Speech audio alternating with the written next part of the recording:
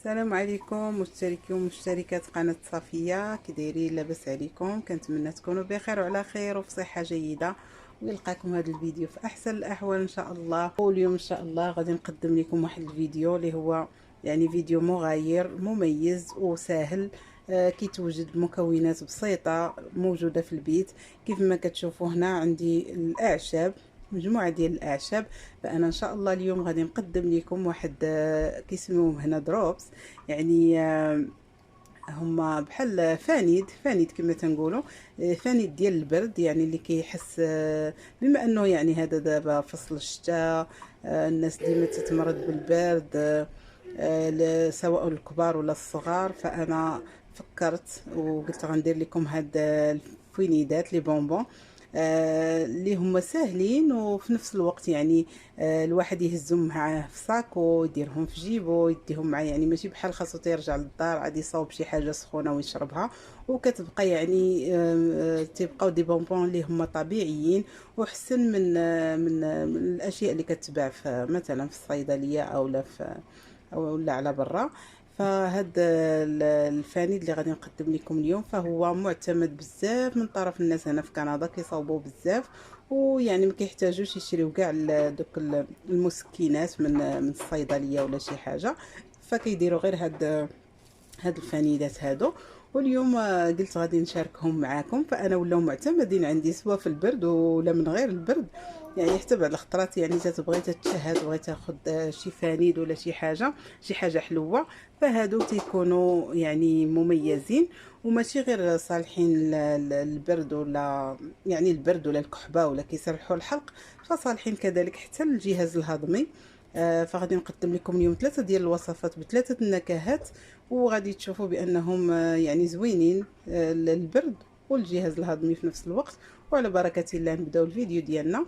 فانا في الوصفه الاولى غادي نحتاج، عندي هنايا الروزميري او اكليل الجبل، عندي الزعتر، عندي هنايا زعتره، وعندي فليو. هاد الاعشاب كلهم جايبهم معايا انا من المغرب، كنجيبهم معايا. فاول حاجه غادي جبت الزليفه، غنجيبها تصفاي باش غنغسل هاد المكونات طيح ليا. وغادي ناخذ اكليل الجبل، غندير منه معلقه، هذه غير نص معلقه، فانا غادي ندير جوج هي معلقه صغيره. غادي ناخذ الزعتر حتى هو غندير فيه معلقه. غادي نغسل هاد المكونات كامله.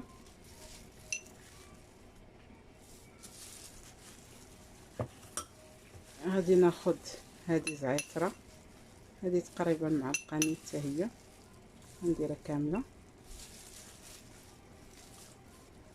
وغادي ناخذ فليو، غادي ندير حتى هو معلقه.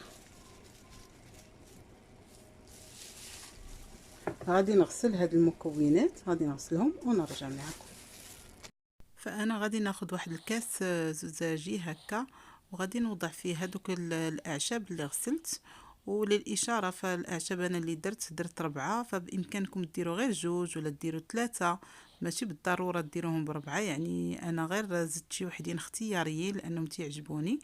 المهم اللي غسلت هاد الاعشاب انا درتهم في هذا الكاس، وغادي نكب عليهم الماء طايب. تقريبا غندير 3 الكيسان، المهم على حسب اللي بغيتو نتوما، الكميه اللي بغيتو ديروا ديال هاد الفانيد. وغادي نخلي هاد الاعشاب تطلق لمده ساعه. داكشي علاش بديت انا بهذه، لاني غنخليها مده ساعه وغادي ندوزو باش نحضروا الوصفه الثانيه. الوصفه الثانيه فغادي نحتاج 2 ديال الحامضات، غادي نحتاج واحد شويه ديال الزنجبيل الطري اللي غسلته ونقيته، وغادي نحتاج شويه ديال القهوه كتبقى اختياريه، بغيتو ديروها ما بغي ديروها ما بغيتوش بلاش. فاولا غادي ندوز باش غادي نحك واحد شويه ديال قشور الحامض، غادي نحتاجو في هذه الوصفه. غادي كذلك نحك الزنجبيل ونعصر الحامض، وغادي نرجع معاكم. فمن بعد ما عصرت الحامض فها هو تقريبا عطاني نص كاس هنايا. فغادي نزيد عليه الماء باش نكمل كاس ديال هذا الخليط ما بين الحامض والماء. وغادي ندوز باش دابا غادي نوريكم الوصفه كيفاش غادي نديروا ليها. فغادي ناخد كاسرونه بحال هكا، غادي نديرها فوق النار، غادي نكب هذاك الخليط ديال الماء والحامض. غادي ندير في الاول عافيه تكون مجهده، وغادي نضيف عليها هذاك الحامض، قشور الحامض والزنجبيل اللي حكيت، وغادي نخليهم يغلاو، ومن بعد غادي ندوز نصفيهم، وعاد غادي نرجعو نشوفو تتمة الوصفه.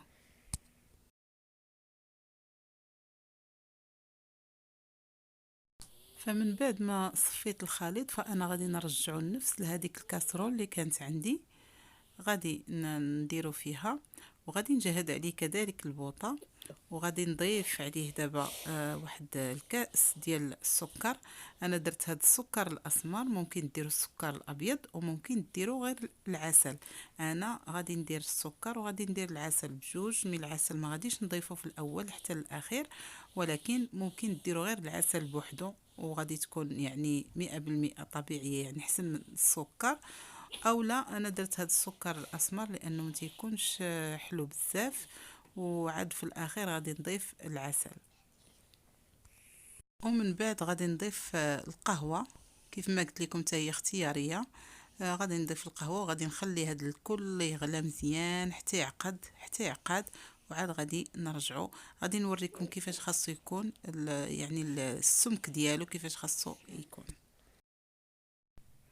ومن بعد ما عقد لينا الخليط ديالنا، فانا الان غادي نضيف العسل، وغادي نخليه تقريبا واحد 5 دقائق، وغادي نرجع معكم. فتقريبا هاد الوصفه كتاخذ تقريبا 20 دقيقه حتى ل 25 دقيقه باش كتعقد مزيان وكتقاد وتصاوب، وغادي نرجع معكم. فها هو الخليط ديالنا وجد. فكيف ما تتشوفوا هذا هو السمك ديالو اللي خاصو يكون عليه كيف ما تشوفوا. فانا غادي ندوز، غادي نجيب واحد القالب ديال السيليكون، فانا على شكل سمكات. ممكن ديروا اي قالب سيليكون عندكم، الا ما عندكمش ممكن تاخذوا غير ورق الزبده وكديروا فيه دويورات بحال الفوينيدات الصغار. مي انا قلت غنديرها بهذا الشكل، كيعجبوني نديرهم هكا. وغادي نوزع هذا الخليط على هذا القالب هذا، وغادي نوضعه في الثلاجه يبرد ونرجع معكم.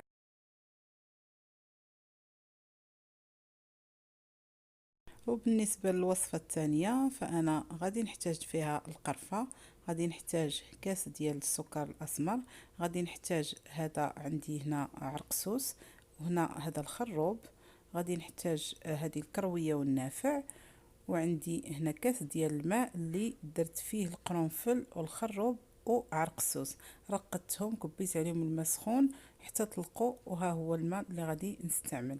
وكيف ما قلت لكم وبالنسبه للخروب فهو اختياري، ممكن ديروه ممكن لا.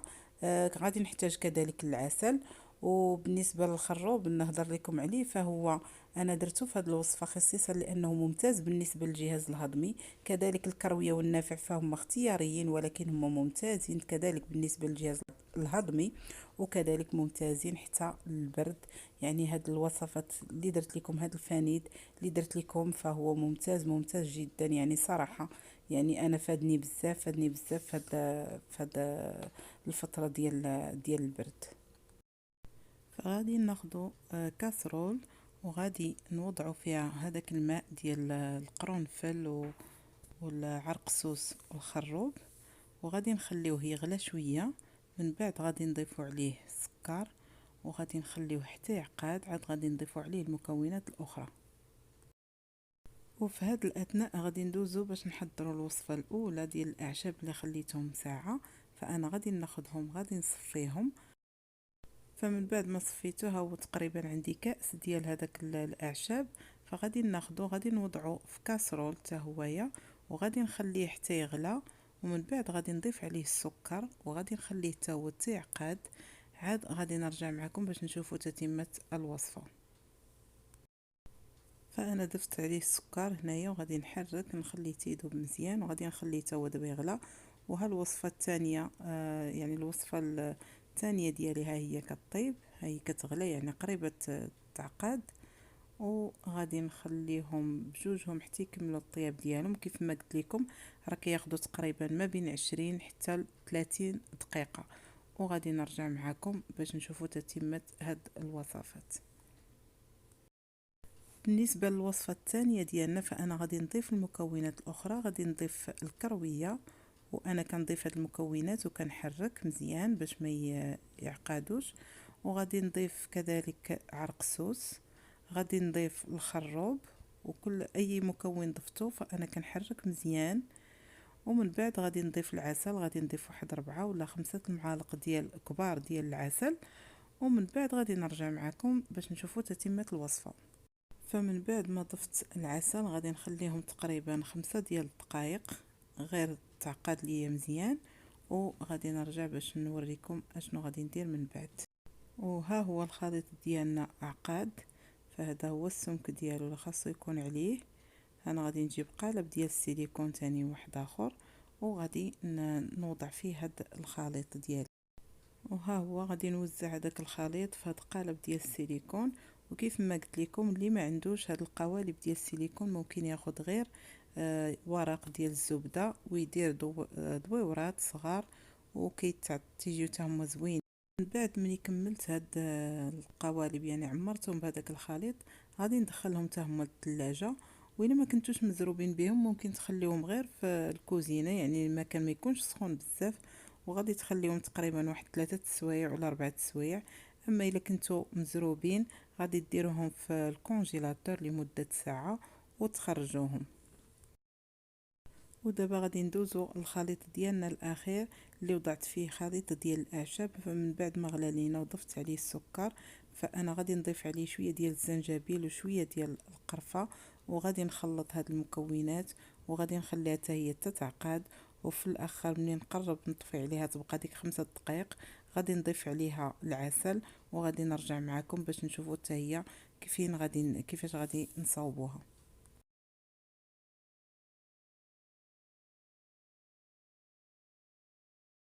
فها هو الخليط ديالنا وجد. فانا غادي ناخذ واحد القالب ديال السيليكون اخر وغادي نوزع فيه هذا الخليط هذا كامل، وغادي نرجع معكم باش نشوفوا تتمه هاد الوصفات. وما تبقى من الخليط فانا غادي نديروه كدوائر. خديت ورق الزبده وغادي نحطو هكا دوائر صغار، وغادي نديروه حتى هو في الثلاجه، وغادي نرجع معكم باش نشوفوا الاشكال النهائيه ديال هاد الوصفات اللي قدمت لكم اليوم. فها هو الشكل ديالنا الاول، ها هو من بعد ما درناه في الثلاجه وجمد. فدابا غادي نحيدوه من هذا قالب السيليكون. وها نتوما كيف ما كتشوفوا الشكل ديالهم كيفاش كيجي جميل بزاف.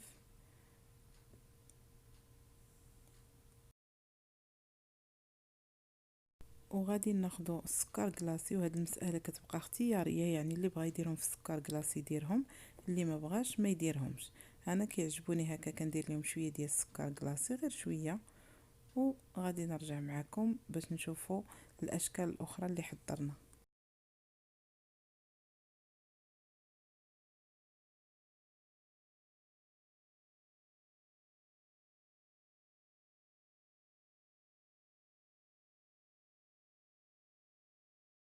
وبالنسبه للشكل الثاني فهو هذا اللي درته بالكرويه وبعرق السوس وبالخروب.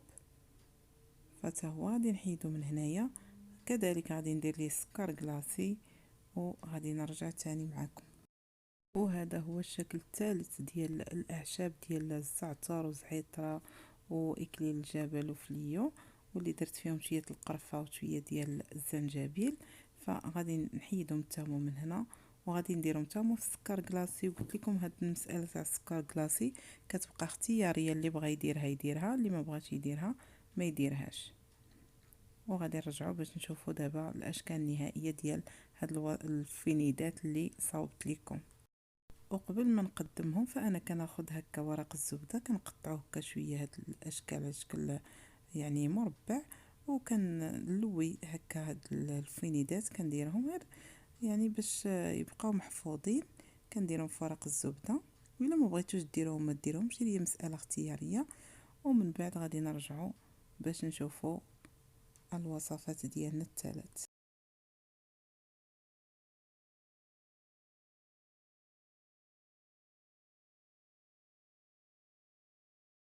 وكيكون هذا هو الشكل النهائي ديال هاد لي بونبون اللي قدمت لكم اليوم.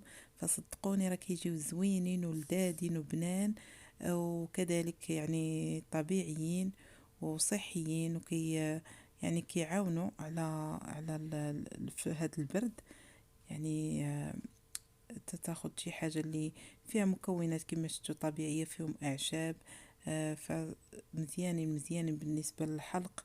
كيف ما قلت لكم في الأول بالنسبة للجهاز الهضمي، يعني دوك اللي فيهم الخروب وفيهم الكروية وفيهم عرق سوس، يعني ممتازين بالنسبة للمعدة وبالنسبة يعني الجهاز الهضمي ككل. فكنتمنى تجربوا هذا الوصفة وتولى معتمدة عندكم. كيف ما قلت لكم انا يعني كنصاوبهم، يعني ماشي غير في البرد وفي الصيف. وقت ما حسيت هكا بحلقي يعني كيضرني ولا شي حاجه كناخذهم. فكنتمنى يعجبكم هاد الوصفات اللي قدمت لكم اليوم. كنتمنى يعجبكم هاد الفيديو، والى عجبكم الفيديو ما تنسوش ديروا لي لايك، تشتركوا في القناه وتفعلوا الجرس باش يوصلكم كل جديد. والى اللقاء في فيديو قادم ان شاء الله. والسلام عليكم ورحمه الله تعالى وبركاته.